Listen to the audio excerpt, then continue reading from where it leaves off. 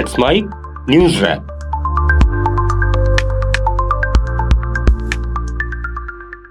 Let's mic news wrap में अब सुनते हैं दिन भर की अहम खबरें सिर्फ 10 मिनट में। भारत ने पाकिस्तान को नई दिल्ली के खिलाफ नफरती बयानबाजी नहीं करने की चेतावनी देते हुए कहा कि किसी भी दुस्साहस के कष्टकारी परिणाम होंगे। पाकिस्तानी सेना प्रमुख असीम मुनीर द्वारा भारत को परमाणु धमकी दिए जाने और बिलावल भुट्टो जरदारी की कुछ टिप्पणियों के बाद विदेश मंत्रालय की ये प्रतिक्रिया आई है। मंत्रालय के प्रवक्ता रणधीर जायसवाल ने कहा कि हमने पाकिस्तानी नेतृत्व की ओर से भारत के खिलाफ लगातार की जा रही लापरवाह, युद्धोन्मादी और घृणास्पद टिप्पणियों से जुड़ी खबरें देखी हैं। अपनी नाकामियों को छिपाने के लिए बार बार भारत विरोधी बयानबाजी करना पाकिस्तानी नेतृत्व का जग जाहिर तौर तरीका है। हमने भारत के खिलाफ पाकिस्तानी नेतृत्व के लापरवाह, युद्ध भड़काने वाले और नफरत भरे बयानों के निरंतर सिलसिले पर रिपोर्टें देखी हैं। अपनी नाकामियों को छुपाने के लिए बार बार भारत विरोधी बयानबाजी को हवा देना पाकिस्तानी नेतृत्व का जाना माना तरीका है, जिससे आप भली भांति अवगत हैं। पाकिस्तान को सलाह देते हैं कि वह अपनी बयानबाजी में संयम रखे, क्योंकि जैसा कि अभी हाल ही में हमने देखा था और आप लोगों ने भी देखा था, किसी भी प्रकार के दुस्साहस का परिणाम दर्दनाक होगा। बिहार में स्पेशल इंटेंसिव रिवीजन की सुनवाई करते हुए सुप्रीम कोर्ट ने बड़ा आदेश दिया है। अदालत ने चुनाव आयोग को निर्देश दिया कि ड्राफ्ट मतदाता सूची से बाहर किए गए करीब 65 लाख वोटरों की बूथवार लिस्ट जारी की जाए। ये लिस्ट हर मतदाता के ईपीआरसी नंबर से खोजी जा सकेगी और इसमें नाम हटाने का कारण भी दर्ज होगा। जस्टिस सूर्यकांत और जस्टिस जयमाल्या बागची की पीठ ने कहा कि ये जानकारी पारदर्शिता के लिए जरूरी है। कोर्ट ने आयोग को ये लिस्ट 19 अगस्त शाम 5 बजे तक सार्वजनिक करने का समय दिया है। इसके साथ ही सुप्रीम कोर्ट ने निर्देश दिया कि एसआईआर प्रक्रिया के सभी जरूरी दस्तावेजों में आधार कार्ड को भी शामिल किया जाए, ताकि मतदाता पहचान में कोई भ्रम नहीं रहे और गलत तरीके से नाम हटाने की शिकायतें कम हों। जम्मू कश्मीर के किश्तवाड़ जिले के चिशोती गांव में मचैल माता यात्रा मार्ग पर बादल फटने से भारी तबाही हुई है। घटना में अब तक 38 लोगों के शव बरामद किए गए हैं। 75 से अधिक लोग घायल हैं और कई अभी लापता बताए जा रहे हैं।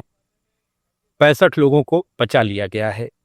अचानक आई बाढ़ से कई मकान, लंगर, दुकानें और एक सुरक्षा चौकी बह गई, जबकि लकड़ी का पुल और पीएमजीएसवाई पुल भी क्षतिग्रस्त हो गए। जिला प्रशासन, एनडीआरएफ, पुलिस और सेना की टीमें राहत और बचाव कार्य में जुटी हैं।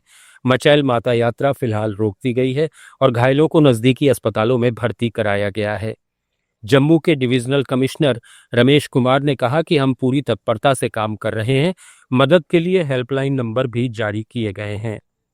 आज ये मॉर्निंग में जो 11-11:30 बजे के लगभग ये सूचना मिली कि चिशोती जो गांव है किश्तवाड़ में, वहां पर जो है क्लाउड बर्स्ट हुआ है। उस क्लाउड बर्स्ट की वजह से वहां पर जो कुछ नुकसान हुआ है, डैमेज हुआ है, तो वहां पर उस डैमेज के बाद में इमीडिएटली एसडीआरएफ, लोकल पुलिस और लोकल एडमिनिस्ट्रेशन वहां पे पहुंच गया है। एनडीआरएफ टीम की भी वहां पहुंचने वाली है। आर्मी भी एक्टिवेट की गई है, एयरफोर्स भी एक्टिवेट की गई है और सभी मेडिकल फैसिलिटीज को भी एक्टिवेट किया गया है। तो वहां पर अभी जो है सर्च ऑपरेशन चल रहा है। सभी जितनी भी रिलीफ रेस्क्यू की ऑपरेशन की टीम्स है वो ऑन जॉब है। भारत की अल्पना दुबे ने फुजैराह संयुक्त अरब अमीरात में हुई 6वीं एशियाई योगासन चैंपियनशिप में 2 कांस्य पदक जीतकर देश का नाम रोशन किया है।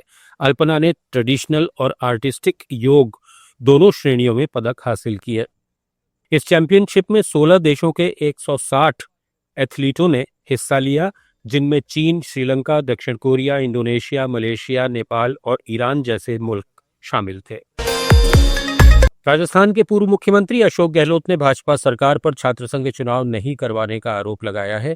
उन्होंने सोशल मीडिया पर कहा कि हाईकोर्ट में सरकार ने चुनाव टालने की बात कही, जिससे साफ है कि भाजपा नहीं चाहती कि युवा राजनीतिक रूप से जागरूक हों और नया नेतृत्व उभरे। उन्होंने याद दिलाया कि छात्र संघ की राजनीति से कांग्रेस ही नहीं बल्कि भाजपा और अन्य दलों के कई नेता निकले हैं। क्या उन्हें अब अपनी बात सार्वजनिक रूप से नहीं रखनी चाहिए? गहलोत ने सवाल किया कि नई शिक्षा नीति का बहाना लेकर कब तक चुनाव टालेंगे। साथ ही आरएसएस से जुड़े छात्र संगठन एबीवीपी की चुप्पी पर भी उन्होंने सवाल उठाए। समाजवादी पार्टी के राष्ट्रीय अध्यक्ष अखिलेश यादव ने कौशाम्बी की चायल सीट से विधायक पूजा पाल को पार्टी विरोधी गतिविधियों के आरोप में निष्कासित कर दिया है। विधानसभा में विजन 2047 पर चर्चा के दौरान पूजा पाल ने मुख्यमंत्री योगी आदित्यनाथ की कानून व्यवस्था और जीरो टॉलरेंस नीति की खुलकर तारीफ की थी। उन्होंने कहा कि योगी सरकार ने उनके पति और पूर्व विधायक राजू पाल की हत्या के मामले में न्याय दिलाया और माफिया अतीक अहमद को सजा दी। इससे पहले भी उन पर राज्यसभा चुनाव में क्रॉस वोटिंग और भाजपा प्रत्याशी के पक्ष में प्रचार करने के आरोप लग चुके थे। सपा ने इसे गंभीर अनुशासनहीनता मानते हुए उन्हें सभी पदों से हटाने और पार्टी कार्यक्रमों में शामिल नहीं होने का निर्देश दिया है। इसके साथ ही वे सपा से बाहर की जाने वाली चौथी विधायक बन गई हैं। पूजा पाल ने पार्टी से अपने निष्कासन पर कहा, जब सही होगा तो सही बोला जाएगा। मैं वनडे से बोल रही हूँ, जब मैं पार्टी में थी तब भी मुझे तो आज निकाला गया। देखिए, सही जब सही होगा तो सही बोला ही जाएगा। अभी भी कायम है? बिल्कुल कायम है। देखिए, मैं राजनीति मैंने बाद में किया, विधायक मैं बाद में बनी। पहले मैं एक पीड़ित महिला थी और मैं पत्नी थी। और राजू पाल जी कह के नहीं गए थे कि मेरे मरने के बाद तुम विधायक बनना है और तुम मेरे लिए लड़ना, या मेरे पिताजी ने नहीं कहा था कि पूजा पाल तुम जा करके विधायक की लड़ना और अपना जो भी हो आपने सोचा बदला लेने का काम करना। ये मैंने क्योंकि जिस तरह से घटना हम लोग के साथ हुई थी उसको हम लोग बर्दाश्त नहीं किए। केंद्रीय कृषि मंत्री शिवराज सिंह चौहान का कहना है कि वे देश भर के कृषि मंत्रियों और विभागीय अधिकारियों से महत्वपूर्ण मुद्दों पर बातचीत कर चुके हैं। इसमें इस वर्ष की सबसे बड़ी उपलब्धि गेहूं, धान और मक्का का रिकॉर्ड उत्पादन भी है। बावजूद इसके उन्हें अगली फसल की भी चिंता है। भोपाल में मीडिया से बातचीत में उन्होंने कहा कि उसी चिंता के मद्देनजर रबी फसल की बेहतर योजना बनाने के लिए 15 और 16 सितंबर को 2 दिन की रबी कॉन्फ्रेंस कराई जाएगी। आज हमने दलहन मिशन पर चर्चा की, तिलहन मिशन पर चर्चा की। प्रधानमंत्री जी ने स्वदेशी की अपील की है। अब हमारी कोशिश ये होगी कि हमें विदेशों से दलहन और तिलहन भी ना मंगाना पड़े। अभी हमको तेल आयात करना पड़ता है, हमारा देश का पैसा जाता है बाहर, और इसलिए हमने तिलहन मिशन बनाया है। उसके बारे में चर्चा हुई, दलहन मिशन के बारे में चर्चा हुई, दालों का उत्पादन कैसे बढ़े, और एक हुई प्राकृतिक कृषि मिशन के बारे में चर्चा। ईडी ने मशहूर इंस्टाग्राम इन्फ्लुएंसर संदीपा विर्क को 40 करोड़ रुपए के मनी लॉन्ड्रिंग घोटाले के आरोप में गिरफ्तार किया है। संदीपा, जिनके इंस्टाग्राम पर 12 लाख से अधिक फॉलोअर्स हैं, उन पर फर्जी ब्यूटी ब्रांड के जरिए मनी लॉन्ड्रिंग का आरोप है। इस मामले में रिलायंस कैपिटल के एक पूर्व निदेशक से भी कथित तौर पर संबंध सामने आए हैं। इस घोटाले में एकत्र किए गए धन को विभिन्न शेल कंपनियों के जरिए विदेशों में स्थानांतरित किया गया। असम के कछार जिले में भारत बांग्लादेश सीमा के पास 9 संदिग्ध रोहिंग्या नागरिकों को पुलिस ने हिरासत में लिया है। इनमें महिलाएं और बच्चे भी हैं। ये मामला उस वक्त सामने आया जब कटीगोरा क्षेत्र में विश्वनभरपुर गांव के लोगों ने कुछ अजनबी लोगों को देखा और पूछताछ के बाद उन्हें पुलिस के हवाले कर दिया।